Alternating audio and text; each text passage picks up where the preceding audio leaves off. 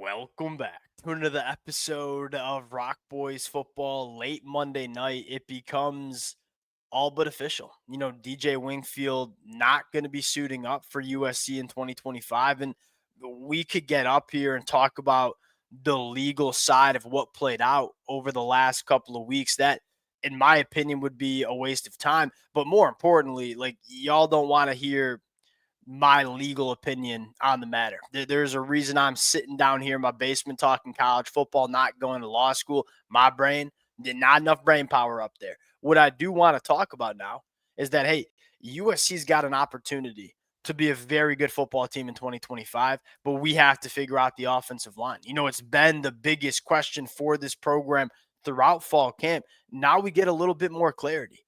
Got to figure out who's going to be starting at left guard for USC. Just as importantly, we got to figure out the depth of this offensive line. Now, two overarching takes that I do want to get off my chest before we get nitty-gritty about this roster is, number one, that this whole process that we saw play out is such a joke. And it really does highlight a lot of people's frustrations with how the NCAA goes about their business. I mean, the fact that this kid is getting the final word on his eligibility less than 2 weeks before we're kicking off the college football season, it's unfair to USC, but it's also unfair to DJ Wingfield. This is a kid that, he's gone through winter workouts.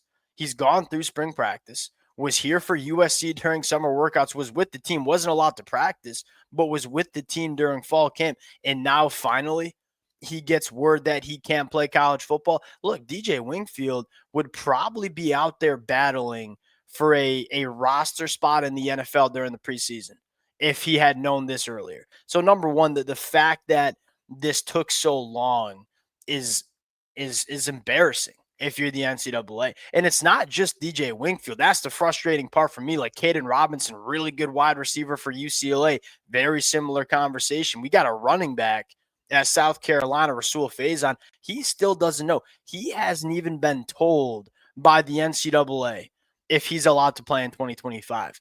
He's going to be one of the better running backs in the SEC. Such a problem in terms of the process. Like, I'm not going to get up here and argue should DJ Wingfield be eligible or not. The fact that it took over 8 months to figure this out and get the final ruling, that's an embarrassment. It's an absolute embarrassment. Now, the second thing I will say, and I think this is important to add too, this also does show you the problems from an organizational standpoint that USC was in before Chad Bowden got here from a personnel side of things.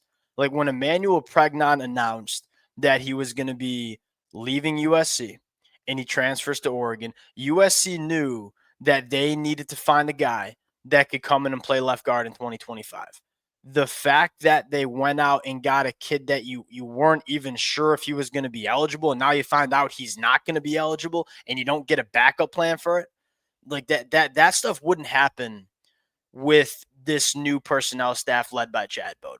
And so I do think it shows you like the problems, the fundamental problems that USC had from an organizational standpoint, from a personnel standpoint, back before Chad Bowden got here. Now, the good thing is Chad Bowden's here, and I don't think you'll see this type of thing happen for USC anymore. In fact, I think you'll see the exact opposite. I think you'll see a program that is one of the best run programs from a personnel standpoint across the country. In fact, we've already seen that with how they've built their 2026 recruiting class. The more important conversation, wanted to give my 2 cents, but the most important conversation is, hey, this is the hand that we were dealt. We got to go figure it out, because I want to be very clear. USC's success in 2025 did not hinge on DJ Wingfield. It's not meant to be disrespectful to DJ Wingfield. I think he's a solid football player. This team can still be very good without DJ Wingfield. We got to talk about what it's going to look like up front for USC. Before we get into it, as always, the USC fans, appreciate you guys. And many of y'all been rocking with the boys for a very long time. Highs, lows, appreciate you guys. Would love to hear from y'all in the comment section, whether you just want to take a shot at the NCAA, which I certainly wouldn't blame you, whether you want to kind of provide who you think's going to step up at that left guard position. Would love to hear that as well.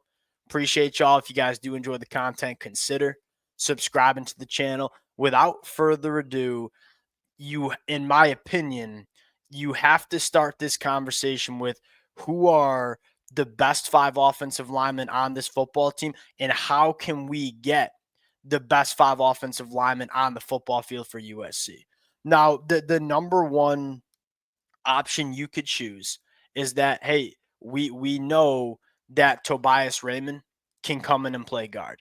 The question here is, how good is Tobias Raymond at tackle? Do we want to mess around with moving Tobias Raymond? The other question is Justin Tuanu a guy that we trust to hold it down at right tackle? Because you don't move Tobias Raymond if you don't trust Justin T to go play right tackle for USC in 2025. That's option number one.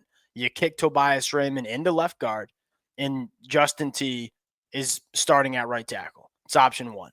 Option two is, hey, maybe we just find a guy to step in for DJ Wingfield, whether that be Micah, whether that be Hayden Schroeder, whether that be Kalen Miller. Kalen Miller's generated some buzz as well.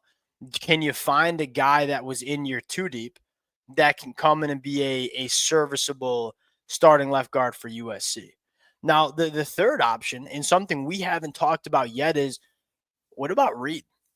The big general at center. Yeah, we know he can play center, but what if your sixth best, or now your fifth best offensive lineman? What if your fifth best offensive lineman is Killian O'Connor?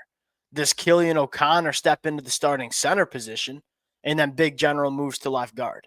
Again, I don't know if we kind of have some confidence that the general can hold it down at center. We've seen a lot of film from this kid playing good football at Syracuse at the center position. The first conversation is Killian O'Connor a guy that we want on the football field? If he is, do we feel comfortable with John Ray Reed playing left guard for us in 2025? You have options.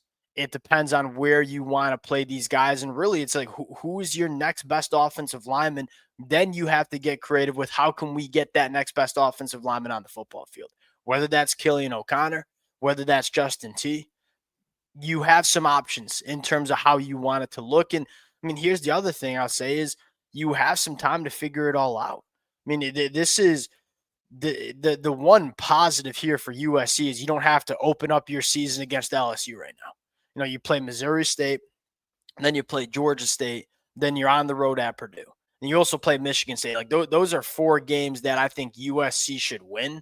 And those are 4 games, especially those first 2 against Missouri State and Georgia State, where you can mix and match and you can kind of throw some different offensive line combinations out there and try to figure out what your best 5 is. You got to have it figured out before you go on the road to Illinois at the end of September. That to me is a monster game for USC.